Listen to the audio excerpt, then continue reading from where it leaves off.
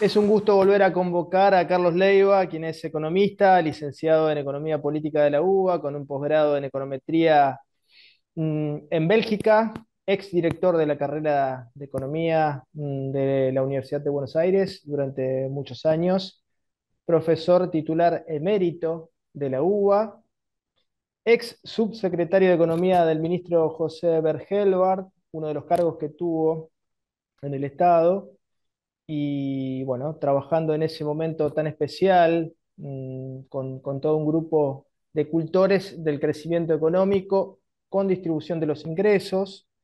Carlos es autor del libro Economía y Política en el tercer gobierno de Perón, entre otros libros.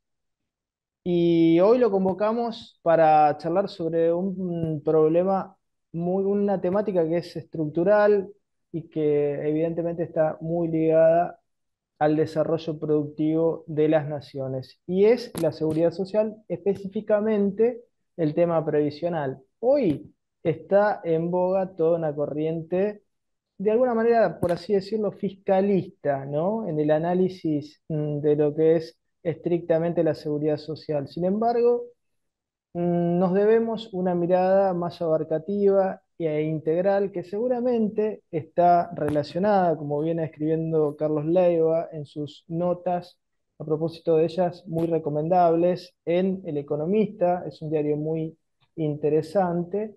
Una de sus últimas notas titulada En busca de una agenda de desarrollo. Vamos a tratar de empalmar esta visión que desarrolla Carlos en esta última nota en El Economista con la problemática previsional, ¿no? Porque ahora se está hablando de subir la edad de jubilación hasta 75 años, de la vuelta de las AFJP. Bueno, Carlos, ¿cómo está? Muy bien, muy bien. Muchas gracias por llamarme, Luis. Encantado de estar aquí. Bueno, el gusto realmente es nuestro y bueno, vamos de lo general a lo particular, ¿no? Si a usted le parece Vale. bien.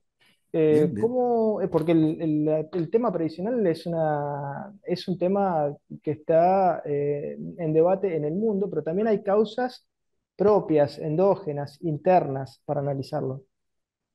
Bueno, primer punto. Nuestra primera diferencia, si se quiere, con muchos países, particularmente de los países desarrollados de la vieja Europa, es que la Argentina teóricamente tiene un gran bono demográfico. Bono demográfico llaman los economistas al hecho de que durante un periodo del desarrollo de la sociedad, las personas jóvenes son mucho más que las personas adultas o viejos, como en mi caso. La idea de tener un bono demográfico supone que uno tiene una enorme capacidad a futuro para poder sostener a la población que ya no está en condiciones de ser activa. Claro, Esa sería la consecuencia. Pero es de aquí que, al menos creo yo, la Argentina, que demográficamente tiene un bono demográfico, sociológicamente tiene una hipoteca demográfica, a consecuencia de que el 60% de los niños están en la pobreza y por lo tanto no están en condiciones de estar preparados para afrontar no ya digamos, los trabajos del siglo XX, sino ni remotamente los del siglo XXI. De eso no hay ninguna duda, porque en las condiciones en las que se está, el potencial de desarrollo que esos niños tienen se está siendo mutilado día a día. O sea que hablar del problema previsional, de la seguridad social a largo plazo, no nos exime para poder hablar de eso con seriedad, de claro, tratar algo que inexplicablemente hemos perdido, que es reconstruir nuestro bono demográfico, porque estamos bendecidos desde ese punto de vista demográfico, salvo que, como hemos introducido una sociedad empobrecedora, difícilmente podamos usarlo como valor. Hoy es un costo, hoy es un costo recuperar la capacidad de formación de esos millones de niños, es un costo colectivo muy importante. Punto número uno. Punto número dos. La seguridad social, a su vez, está asociada de alguna manera a la existencia de un régimen jurídicamente convencional en lo que significan las relaciones laborales. Traducido en el sistema capital se llama el régimen salarial. En la Argentina, el régimen salarial explotó, está claro. destruido como consecuencia de primero tenemos este bono demográfico invertido, que es la hipoteca demográfica, y tenemos una enorme cantidad de gente que está trabajando para sobrevivir, que no tiene relaciones jurídicas que tengan en principio esa idea de la seguridad social. O sea, no hay manera de que esas personas que trabajan aporten para su propia jubilación a futuro o para sostener en un régimen de reparto la jubilación de los demás. O sea que ya tenemos dos problemas. Uno de largo plazo, que es la hipoteca demográfica, y otro del inmediato, que en realidad el régimen salarial en la Argentina, el régimen salarial formal, cubre a muy poca, a menos de la mitad de la gente que aparentemente trabaja, sin tener en cuenta la gran cantidad de gente que no trabaja o que casi trabaja ocasionalmente a nivel de changa, etcétera, etcétera. Al respecto, digamos lo siguiente. La encuesta de empleo y desempleo realmente es muy difícil de poder considerarla como un buen dato. ¿Por qué? Porque por convenciones internacionales, la OIT, que está todo construido en la época de los dorados 30, donde el empleo de verdad asalariado, el régimen salarial regía prácticamente de una manera universal. Claro. Todo el mundo tenía un empleo. Entonces hubo una encuesta, se diseñó una encuesta del OIT de empleo-desempleo, que establece que una persona está empleada cuando al menos en la semana de referencia, donde pasó el encuestador, trabajó una hora en una semana, aunque fuera por un sándwich. Es decir, si el tipo barrió el atrio de la iglesia y le dan un sándwich por ese trabajo, esa persona es empleada. O sea que no es desocupado. ¿Qué quiero decir con esto? Como siempre se pidió de la misma manera, las comparaciones entre tiempos pueden ser válidas, pero el descriptivo del stock realmente carece de valor. Y la prueba es que si solamente fuera el 7% el número de personas desocupadas en promedio en el país, ¿cómo podría ser que el número de pobres esté en el orden del 50%? Porque si bien es cierto que los salarios puedan ser bajos en general, no pueden ser tan horriblemente bajos como para que el 43% de las personas que trabajan, que es más de la mitad, sean pobres. Claro, claro, claro. Hay una inconsistencia Hay algo que que no cierra, sí, Carlos. en la profesión no se comenta, pero hay una gran inconsistencia. Entonces tenemos primero un problema de desempleo mucho mayor que el que tenemos, es decir, que hay mucha menos gente de la que trabaja hoy, lo cual significa que sería mucha menos gente la que puede contribuir a un fondo de reparto para las personas que están en la situación previsional, con lo cual se agrega un problema adicional. O sea, tenemos hipoteca demográfica a futuro. En el presente tenemos baja presencia en el régimen salarial, o sea, un régimen jurídico que permita acumular previsionalmente. Y en tercer lugar, tenemos una enorme cantidad de trabajadores que están fuera de todo régimen jurídico de trabajo y que por lo tanto de ninguna manera pueden contribuir a que otros reciban algo de parte de ellos, porque Claro. apenas tienen la subsistencia.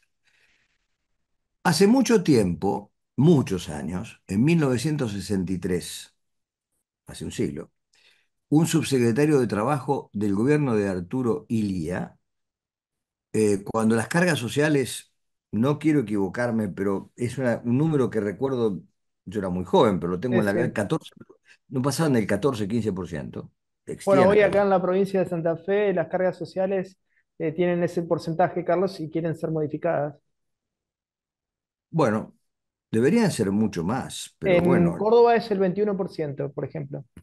Bueno, en el país promedio me parece bastante más alto, pero bueno, no importa. Bueno, Yo recuerdo que para el país era el 14%, perdón, pero quizás yo me estoy refiriendo al aporte para la jubilación. Quizás usted no, agrega no, no, otro. no, la carga social del empleado, Claro, lo que paga el empleador por cada persona que trabaja. Hoy claro, es está otra cerca del cosa. 40, 50%, incluyendo Claro, claro, todo. Ahí está la contribución previsional, claro, claro.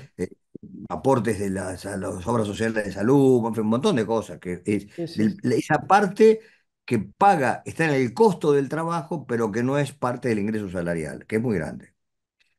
Bueno, como dije, en ese tiempo era muy baja esa proporción. No sé por qué, pero era otra proporción. muy baja. Fue aumentando en los años 63, fue creciendo con todo lo... Bueno, bueno, ustedes saben, las obras sociales las crea Onganía, Sí, sí, Rubén San Sebastián. Antes no existían. Por lo tanto, eso subió las cargas sociales, ¿no? Antes era el hospital público. Ahora pasó a ser el hospital privado de los metalúrgicos, de los mecánicos, en fin, esa cosa rara de la Argentina, ¿no? Que bueno, tiende a ser una idea de protección social, pero por ahí termina siendo de exclusión social. Pero bueno, es una discusión aparte. En el 73, Perón hubo una ley de obras sociales que quiso recoordinar el retrotraer, sistema. sí, sí, No, no sé si retrotraer, pero sí recoordinar, y obviamente la dictadura la derogó claro, insólitamente. Bueno, este, pero ese hombre tuvo la idea, en esa época todavía estaba el impuesto a las ventas, no estaba el IVA, de modificar el sistema y decir, no hay más cargas sociales, cero de cargas sociales, y vamos a cobrar un impuesto al consumo para financiar la seguridad social. A mí me quedó rondando esa idea en la cabeza, por supuesto no se hizo, y Lía cayó, no sé si lo hubiera logrado. El ministro se llamaba Sola, o Solá. Este, y bueno, después vino este avatar de Menem con la privatización, y la evasión de las cargas sociales siguió siendo la misma.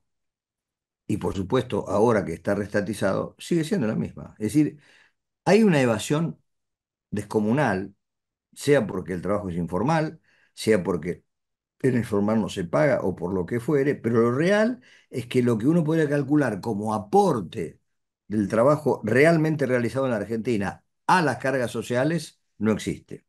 Por eso se repite siempre que tendrían que ser cuatro trabajadores para una jubilación o tres trabajadores, y la Argentina prácticamente va siendo uno a uno. En realidad, ahora, Carlos, todos estos problemas y puntos que usted está enumerando evidentemente están directamente relacionados con la caída de la productividad global de la economía en la República sin Argentina duda, particularmente. sin Si duda. uno analiza la historia de la previsión social y tiene que remitirse a Bismarck, ¿no? Sí, claro. Al Estado bismarckiano.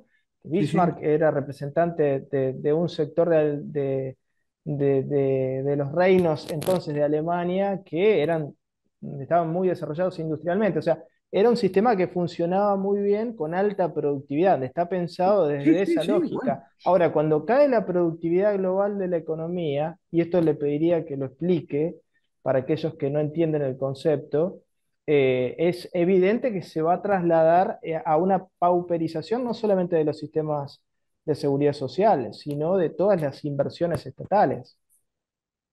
Sí, pero permitime que diga otra cosa. Un minutito antes vuelvo sobre eso. Sí, ¿Quién hacía el método que se ha aplicado en la Argentina para la recaudación contributiva específica? Porque no es una recaudación impositiva general. Más sí, allá de que efectivamente con impuestos generales también se financia el sistema previsional en la Argentina, porque se cubre con algo, siempre. claro, Ahí se recauda de otros impuestos y se pone la plata allí. Pero lo que se recauda para esas cajas, en realidad, tiene una enorme evasión. mm, Una enorme evasión. Pero tiene evasión así uno lo haga con un sistema privado, que es que yo aporto para mi jubilación, de alguna manera a mi propio interés personal, como que sea para un interés colectivo, yo aporto una caja que reparte. La evasión se mantiene. Entonces la pregunta es, ¿cuál es la razón por que la evasión se mantenga? Y me remito a ese comentario de este señor. Una breve digresión. Los ingleses, cuando hacen un parque, no hacen el camino por donde yo creo que la gente tendría que ir, sino que esperan un tiempo para que transfienda la gente por la plaza y sobre la base de la gente va caminando, van armando el parque, como las vacas en el campo, que claro, hacen su propio camino. La gente hace su propio camino. Entonces, ahí hay un problema que deberíamos pensar. Yo siempre pienso que todas las cuestiones tributarias, antes que nada, son antropológicas y que hay que estudiar las costumbres de la sociedad para que los impuestos sean lo eficientes que deben ser. Dicho esto, vuelvo sobre. interesante. Sin ninguna duda que todo depende de la productividad. En economía no hay nada que no dependa de la productividad. La única palabra económica que tiene sentido es la productividad, porque está la productividad propia y la productividad comparada. Cuando uno abre su frontera, por más que sea que la entorne un poquitito o que la abra de golpe, lo que se va a poner en juego con respecto a los demás es nuestra productividad. Nosotros tenemos una bendición extra de tener el sector más productivo del planeta en materia agropecuaria. Eso es indiscutible. Y que no es porque sí. Rosas escribió el primer manual de producción agropecuaria en 1836. Y el segundo lo escribió José Hernández, el autor de Maltifierro, en la década del 80, es decir, en el siglo XIX. Es decir, que venimos teorizando la norma de 10.001, de 9.001, esas normas técnicas en materia agraria hace 200 años. Por eso, en el campo, somos realmente modernos y productivos. Si no cabe duda de eso. Ahora bien, lo que no hemos logrado en Argentina es tener la productividad comparada con la productividad agraria en materia industrial, lo que trae como consecuencia que sea muy difícil tener un tipo de cambio único para la industria y para el agro, porque siempre el tipo de cambio para el agro va a ser necesariamente más bajo que el que requiere la industria. Por eso es que un tipo, hay que empezar el que esquía tiene dos piernas, si una pierna es más corta que la otra, necesariamente hay que ponerle un suplemento a esa pierna para que Claro, el tipo no se estrelle, porque es imposible esquiar con dos patas de distinta altura. Entonces, las retenciones a la Diaman, por ejemplo, son: dame un tipo lo suficientemente alto para que la industria pueda competir, pero ponele un taco al tipo de cambio rural, porque es demasiado grande en ese caso, porque está en mi capacidad. ¿Hasta cuándo? Hasta el tiempo en que la productividad de la industria o de los sectores no rurales de la Argentina sea tan alta, cosa posible, absolutamente, como lo muestra la historia de Corea, de China, de Japón, que eran absolutamente improductivos. En 1960, cuando yo entré a la facultad, Japón tenía el mismo PIB per cápita que la Argentina. qué En bárbaro. 1960. Eso es así. Y en la época del 70, la Argentina tenía el doble de productividad de Brasil. Y por supuesto, mucho más que el de China. La producción china era ridícula vis a vis la Argentina en los 70. Claro. Bueno, eso significa que uno puede llegar a aumentar su productividad haciendo ¿qué? Las cosas esenciales. Una política de inversiones de largo plazo, una política de infraestructura de largo plazo, una política de educación y entrenamiento de largo plazo. Nosotros hemos hecho pelota antes de ahora, y ahora más, la vocación de formación exigente de la educación. ¿Cómo vamos a educar con el 60% de pobres? Difícil.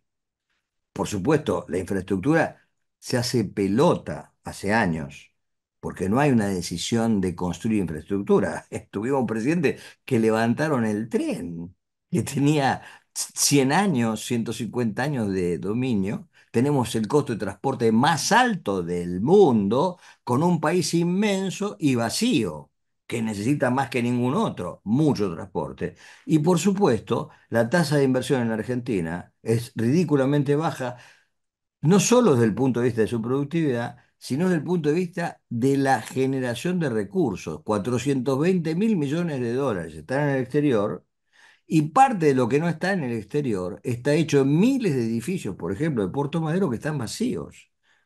Y que, por supuesto, como todo el mundo sabe, la construcción puede generar empleo, pero no aumenta la productividad. No, no, no, Porque es puede circunstancial. aumentar la productividad de un pobre que Es, sale de una villa a una casa. Ahí aumenta la productividad, el tipo va a dormir 8 horas sin humedad, con calor, y va a trabajar mejor al día siguiente. Pero el tipo que va de Belgrano a Puerto Madero, la productividad no aumenta nada.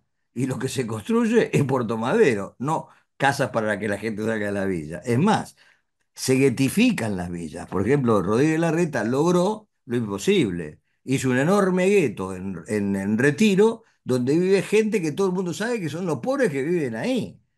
Es un gueto como si fueran el gueto de los gitanos, el gueto de los chinos. Una sí, sí, lo cosa. venden como algo modernizante, Carlos. No, La pero es verdad. un horror. Es decir, bueno, vamos a hacer un gueto. Vamos a hacer un gueto acá para esto. O sea, yo, por ejemplo, en los petizos estaríamos todos juntos viviendo en un determinado barrio de petizos para que los trenes sean más bajos. Es realmente una cosa demencial. Pero bueno.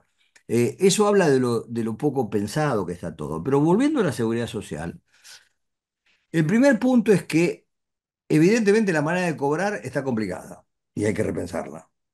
Hay que repensarla. No tengo una idea concreta acerca de ello, pero los sistemas de seguridad social hay que financiarlos, hay que proveerlos. Y sobre todo, hay que administrarlos. Por ejemplo, hoy por hoy, el mayor cargo y el mayor déficit de la seguridad social está provocado por quiénes? Por las personas que se jubilaron sin aportes durante Cristina Kirchner, que no puso ninguna condición. Se jubilaron personas, no es que no tuvieron aportes, sino que nunca trabajaron porque no lo necesitaban. La encuesta de ANSES identifica jubilados con la mínima de 2, 3 y 4 propiedades, y no 2 millones. Hay por lo menos 3 millones de personas jubiladas, básicamente mujeres, señoras que estaban en su casa, la mujer del escribano, la mujer del ganadero, la mujer del industrial, la mujer del abogado, se jubilaron sin haber Sí. laborado nunca, y Conozco, conozco la esposa de un supermercadista de acá de mi barrio. con ese- con esa mínima jubilación pagan en el mejor de los casos a la señora que lo ayuda en los Claro. quehaceres o la cochera del auto número 2 que tiene estacionada en otro lado. Es un escándalo, porque eso es el 30 o más por ciento del gasto jubilatorio. Eso hay que revisarlo.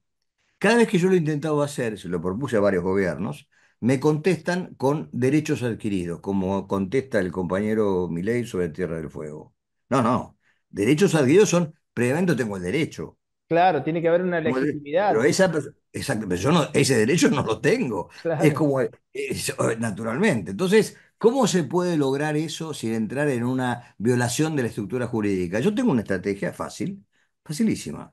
Es la presentación de una declaración jurada cara a cara, personal, frente al empleado del ANSES, de la señora del escribano, que venga y me diga cuánto pago de expensas, cuánto pago de cochera, cuánto pago de club, bla, bla, bla, bla, cuánto pago al servicio doméstico. Y si yo llevo una lista y digo que pago 2.500.000 pesos por mes, los 140 o 200.000 pesos de la mínima, no me los vas a cobrar.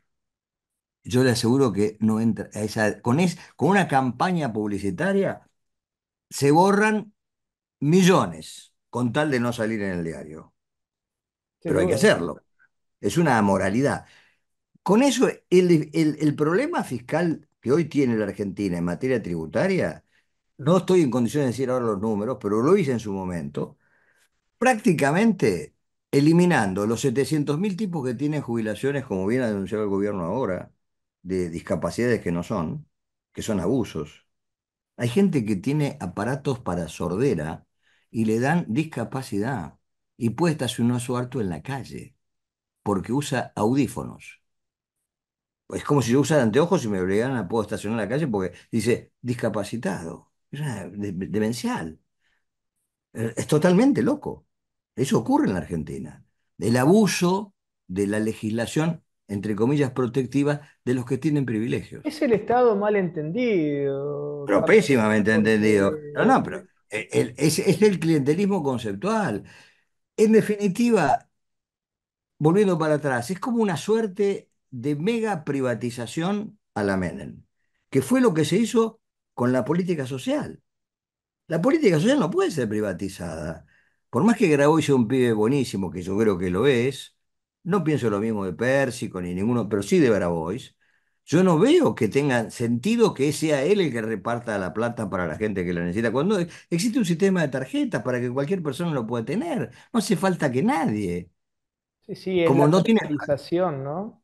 para mí no tiene sentido tampoco el ejército de comedores. Si la gente, la Argentina hay una empresa sola que produce 2 millones de desayunos por día en Argentina, que los compran los hospitales, los sanatorios, 2 millones de desayunos. Podríamos tener una industria alimentaria brutal de primer nivel con una comida todos los contenidos calóricos, proteicos. Ojo, todo esto que yo digo lo propuse. Se lo propuse al imbécil de Guzmán cuando empezó su gestión con Fernández, cuando vi que salía el ejército a repartir, no sé si te acordás, repartían Sí, con la olla, humillando a la gente haciendo cola sí, para sí, que le den de indignante comer, realmente. una cosa desesperante. Le dije, no, flaco. Hay gente que lo puede hacer con una dieta programada. El curro baja de una manera descomunal, obviamente. Que puedas vos ir a retirar tu comida todos los días al almacén con el ticket que tenés y el derecho que tenés. Porque hay que humillar a la gente que no pueda comer en su casa, aunque sea una tapera. Llevarlo a un comedor. Es una locura. Con la falta de higiene, de dieta calórica, proteica. ¿O me equivoco?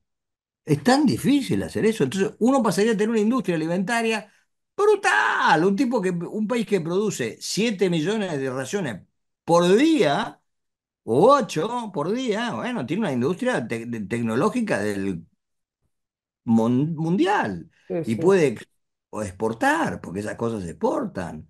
Finalmente uno califica por... Sandé, un gran teórico de la economía, tiene una teoría que dice que la productividad de la que estamos hablando está vinculada a la cantidad de cosas que uno hizo previamente. Nosotros somos muy eficientes en ganadería porque hace muchos años que producimos millones de vacas. Es así, porque la cantidad hace que uno sea cada vez más eficiente. Es así. Bueno, digo, vuelvo para atrás. Yo creo que el tema de la seguridad y socialidad, que es lo que mencionabas, también es un tema para valorar, ¿no? Yo tengo 83 años y objetivamente es cierto, no estoy en condiciones de levantarme todos los días a las 7, 6 de la mañana, tomar un colectivo de 2 horas y llegar a mi lugar de trabajo, ponerme el uniforme y agarrar una manija y apretar. Eso quizás no podría hacerlo. Pero hay muchas otras cosas que lo puedo hacer. No todos los de 80, pero a los 70 años una persona hoy, en el promedio, con estado físico, está en condiciones de realizar muchas otras tareas que hoy no se hacen ni se podrían hacer. Para miles de cosas. Sí, Si sí, gobernar, quizás, Carlos, quizás no una maestra frente al aula a los 70 años, un no, docente, por ¿no? supuesto Por que la no. carga física y mental que eso Pero desde conlleva. ya, hay cosas que no se pueden hacer y cosas que hoy no se hacen y se podrían hacer. Por ejemplo, una persona con mi calificación, si yo necesitara un empleo, no tuviera una jubilación, no a mi edad, por supuesto, pero vamos, pongamos a los 70 años, a los 75 años, puede ser perfectamente la persona que está en el departamento de la comisaría del pueblo y puede escribir mejor que la gente de policía la declaración de alguien que había sido robado, por ejemplo, que hoy a duras penas una gente en el interior, sobre todo con muy baja calificación, trata de escribir algo con muy bajas calificaciones. Hay gente de más calificación que puede hacer cosas de mayor, que digo, se me acaba de ocurrir, puedo decir Sí, cualquier sí. otra cosa. Digo, no es que ya es gente que está out, hay que encontrar un camino para gente que puede seguir aportando productividad. No para disminuir el costo, sino para que tampoco cancelar la vida de esa gente. Porque cancelar la vida de los mayores no es bueno para ellos tampoco. Tampoco la exigencia, pero digamos una sociedad que piensa tendría que tener aspectos pensables para todo eso que bajarían la carga. Ahora, sin ninguna duda que todo, como dijiste en principio, es consecuencia de la productividad. La productividad es la clave del desarrollo, del bienestar, del orden social. Y es evidente, Carlos, como usted viene diciendo, hablando de productividad, que sin una reindustrialización los centros urbanos primero son inviables y luego no van a poder contribuir a este escenario, ¿no? De reconstrucción de la seguridad social. Y la seguridad social y la seguridad de la sociedad, porque si la seguridad social es un aspecto de la seguridad, esta es una sociedad que se ha tornado insegura. Obviamente vivimos en una civilización más insegura, pero particularmente muy insegura en la Argentina, porque el horizonte de futuro es gravísimo. Hoy por hoy, el dilema al que se enfrenta cualquier gestión de gobierno en Argentina lo va a poner claramente en una situación que es cómo se administra una economía que claramente es una economía de posguerra, porque es así. Pretender que no lo sea es ridículo. El Estado no puede sostenerse, es un dato. Entonces uno tiene que tener una visión mucho más programada en la mesa de arena estratégica de cosas que tiene que ordenar. El mercado no lo va a poder ordenar. Lo que se le ocurre a Milei frente al agobio y a mucha gente que lo sigue, porque en definitiva no nos engañemos, lo está siguiendo un montón de radicales, de gente del PRO, peronistas, gobernadores. Lo están siguiendo porque frente a la incapacidad de pensar una salida alternativa, están tratando de trasladarle al mercado la solución. Sí, sí, pero además, Ah, Carlos, es más fácil que endilgarle, entre comillas, al loco el trabajo sucio que hacerse cargo, ¿no? sí, pero quiera que no, además lo acompañan, ponen la cara y firman. Sí, O sea sí, que no, no están diciendo hacerlo vos y yo me quedo en la crítica, no, lo están apoyando. muchos. Están encontrando de justificar las cosas, que es muy grave, porque no están buscando una alternativa. Y lo único que encontró el pobre Milei, en su capacidad limitada, es que, bueno, hagamos las cosas para que el mercado lo resuelva. Y el mercado se resiste, no quiere resolver. Es evidente. El dólar sube, la brecha crece, la economía se cae, el empleo cae, la masa salarial, por más que suban los salarios, es menor. Es decir, la cadena de hechos hace que dé el dato de que acá hace falta mucho más que lo resuelva el mercado. Sin Hace falta un duda. pensamiento estratégico de largo plazo que naturalmente incluye la seguridad social, pero nos obliga también a pensar que no se trata solo de acortar plazos. Por ahí es cierto que hace falta que un hombre no se jubile a los 65. La respuesta es, ¿y ese puesto de trabajo que no libera? Porque ahí está la clave. Si se quedan los que están, los que vienen no entran, salvo que haya inversiones. Entonces siempre volvemos para atrás. La economía es un sistema que puede producir derechos si previamente produjo acumulación. Y la Argentina tiene, y la acumulación no implica necesariamente que haya un ahorro previo, porque el que ahorra no es el que invierte. Y yo creo con Joan Robinson que es exactamente al revés. No es que el ahorro produce la inversión. De hecho, el ahorro de los argentinos, 42.000 millones de dólares, 420.000. 420.000 millones de dólares en el exterior, es ahorro que no genera inversión. En realidad es la inversión la que genera el ahorro. Porque si hay un proyecto de inversión, una demanda para hacer, bueno, detrás de eso viene el capital, que es el que fue ahorro antes. Y ese capital invertido genera utilidades que generan ahorro. Sí, sí, sí. Quiere decir que no es que el ahorro, aumentemos el ahorro para que haya inversión. Son dos personas distintas. Es aumentemos la inversión para que haya ahorro. Ahora, ¿cómo se aumenta la inversión? Bueno, es una decisión pública de las estrategias provocadoras de la inversión. Y las hay, aún en estas condiciones. Porque estas Carlos, condiciones, la sí, verdad que es súper interesante el tema y cómo se puede pensar una problemática particular desde una visión integral, ¿no? Desde una visión global de la economía, que es lo necesario, porque si no estamos tapando, como decía usted, un agujero y abriendo otros, ¿no? totalmente, totalmente. Y así que es un tema que seguramente vamos a volver a abordar. Realmente le agradecemos la generosidad de sus, eh, bueno, de su estudio, de sus conceptos y de su tiempo para compartirlo con nuestros televidentes. Bueno, muchas gracias por invitarme, Luis. Un abrazo grande, ¿eh? Igualmente. Pedí tu préstamo personal para lo que vos quieras. Solicítalo por Home Banking, app o en nuestras sucursales. Te damos hasta 30 millones de pesos y devolvelo en hasta 60 meses. Banco Santa Fe. Acá, para vos. Cuando el agua pasa, hay vida. Hay relax. Hay progreso. Hidroplast. Redes e instalaciones domiciliarias e industriales. Sistemas de riego. Bombas y artículos para piscinas. Si es agua, pasa por Hidroplast. Francia 3020. Blas Parera 6498.